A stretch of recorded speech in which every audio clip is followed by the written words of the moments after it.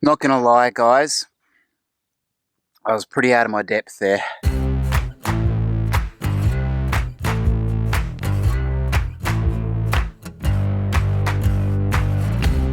Alright, welcome back to the channel, guys. Hey, look, you remember a couple of weeks back I did that gravel ride and I was doing that sort of brainstorming at the back end of it. I don't know, this is me all kind of playing it around in my head. Just a quick reminder that if you do like this kind of stuff, the reviews, the race stuff, and just random cyclist thoughts, do make sure you subscribe to the channel and like these videos. Alright, we're going to have some fun with this, guys. I'm just going to straight shoot this whole story to you, alright? Gave the gravel bike back, as I mentioned in that vlog, and the guys at Bury Mountain Cycles were, well, generous enough to lend me a mountain bike, which I subsequently looked at for a couple of weeks. And it wasn't really until Catherine said to me, "Dada, what's the story with this gold bike? Do you ride this?" Yeah, I should do something about this. Well, ladies and gentlemen, here we go. The unthinkable has occurred. Okay, don't let this face fool you guys. I'm pretty nervous, and hence I'm probably not going to vlog very much on this, even though this is effectively a vlog ride. I'm nervous because a few things. The biggest one is just like an injury or something, or a mechanic, so I don't want to do something stupid. So I'm going to be very, very careful, very conscious. But to make matters a little bit more interesting, I'm a little time pressed. So, you're coming along, guys. So the route itself had me actually heading out on the freeway for about 6 or 7 Ks, which I gotta be honest, on this bike was not that bad. Like in comparison to riding it along the gravel bike, sure, it's not as good a rolling as that, but it wasn't really that bad. So this is pretty cool. I know I'm still on the road, but so where am I going? Well, the cool thing here, right, is I just put into Strava off-road mountain bike 50 Ks and it spat this out, which was pretty cool, which will see me. I'm in Fox ground at the moment. Look at this. And I'm going to climb up to the top of Saddleback, not the way previously seen on this vlog. Let's see if we can pull the camera out on the way up and see how we go. Then it just got really, really hard. So I've been climbing for 7 Ks on brutal, steep pitches. Still on tarmac, unfortunately. Another wall in front of me. And then we're going up there. But the crazy thing was, like, so you're climbing along and you're climbing up the road and it's just like, blah, this is horrible, blah, blah, blah. But then you go off-road and you go onto the farm track and it's still just as steep, but the bike felt way better. All right. I feel shit's about to get real.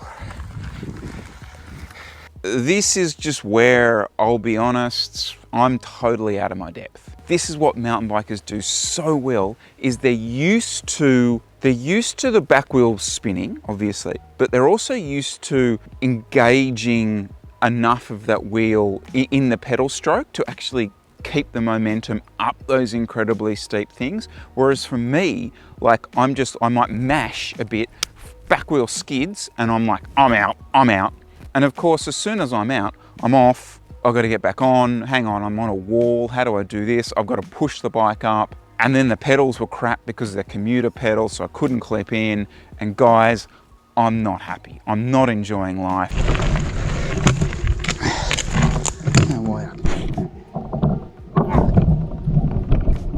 You're trying to get your weight over the bottom bracket and really tighten everything up, like really lock your core down. You can totally see why mountain bikers have that position on the road bike when they come across to it. But anyway, that's another thing. Note to self, this is not a recovery day ride. Holy crap, that was just brutal. And only really the last sort of K was off-road and then the last bit was horrendous.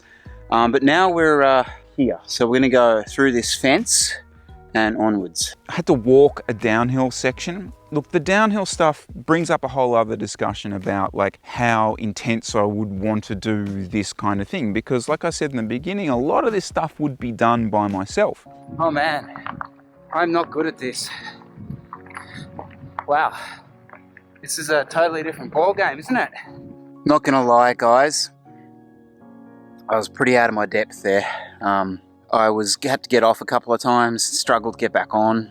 There's obviously a skill to that. These pedals are absolutely crap. They're like commuter pedals. You only can clip in on one side and they're really hard to do that. So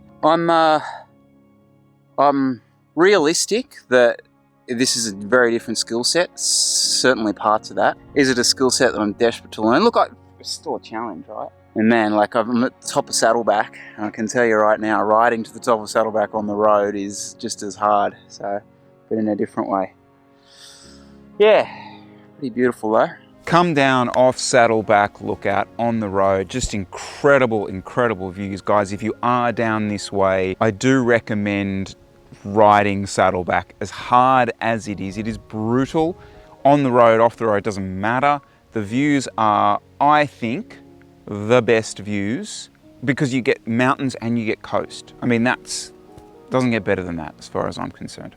I'm pretty stuffed at this point. And the reason I think I'm stuffed is, and this is another question I was gonna ask you guys, like, how do you eat stuff when you're actually just on trails all day? Like, I'm too busy, like, oh my God, I'm gonna die. Oh my God, I'm gonna die. 2 hours had passed and I hadn't eaten anything, barely had drunk anything. I get to Kiama and the next part of this Kiama to Gerringong coastal walk is what I should have done in the first place. That trail, that track, phenomenal.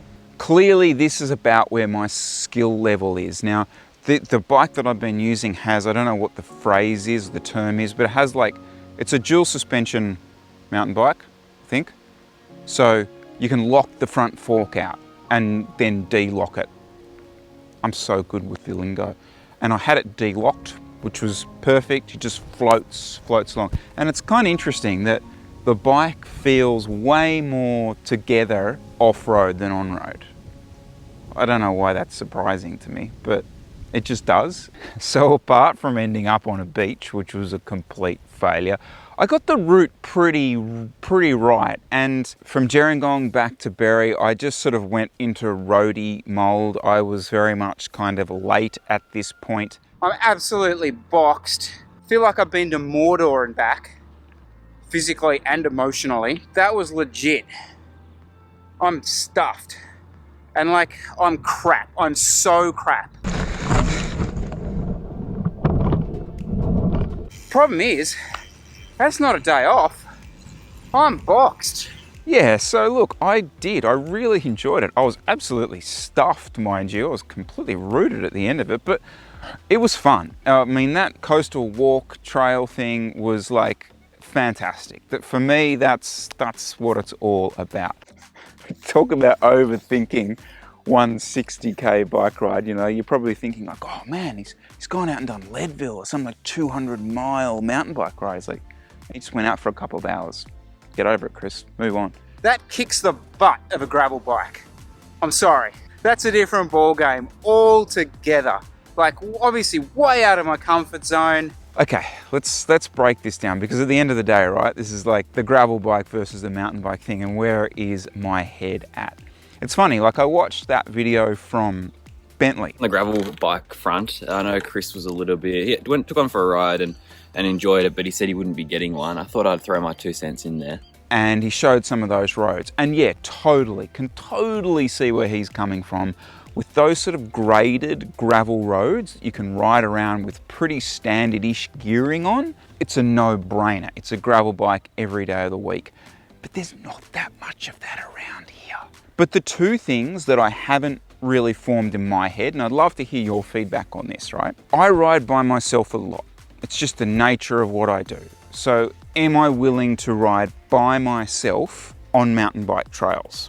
Because that comes with added dangers. The other thing is the elephant in the room, which is going downhill. Going downhill on technical stuff. It's just not something I'm gonna get very good at anytime soon. I can do it if everything was that Kiama to Gerringong coastal walk trail.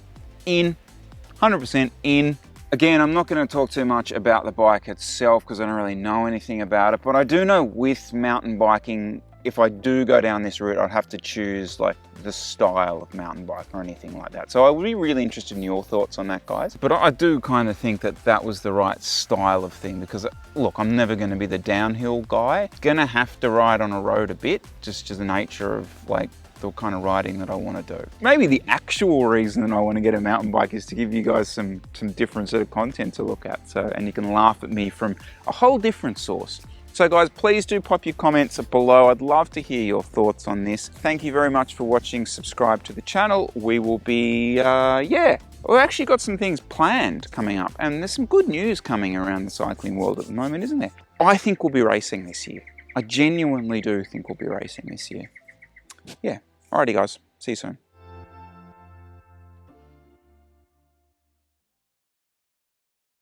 Two things I need to find out. First is, how do you eat on the bike? That was impossible. And the other is the position. Like, I got to get further forward over the bottom bracket. I got to go full J Vine spec. I totally get why they do it.